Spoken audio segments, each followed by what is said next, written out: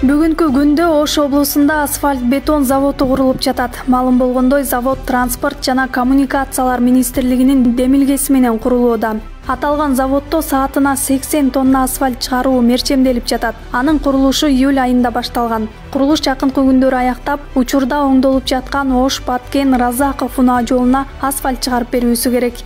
Şu жаңы асфальт бетон заводдор келген, ошол заводдорду орнотуу үчүн строительный частарын жүргүзүп жатабыз. Азыркы күндө бул жерде бир 20 жакын иштеп атат.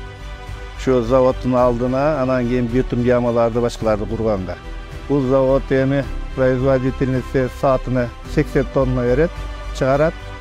Негизи ушул Ош Ноокат Разаков көчөсүн реабилитация болгондуктан ошого негиздеп келип ылайыкташтырган завод. Ошого асфальт чыгарып бергенге ылайыкташкан. Будан тышкары дагы 2 камнедробильный установкалар, анан цементно-бетонный заводдор келет. Ал дагы ушул территориясына курулат. Белгилей кетсек, завод жалпы 10 гектар аянтка курулуп жатат. Жалпысынан 20 жумушчу иштөөдө. Башкы инженер кошумчалагандай, курулуштун монтаждоо иштерин кытайлык жумушчулар жасамакчы.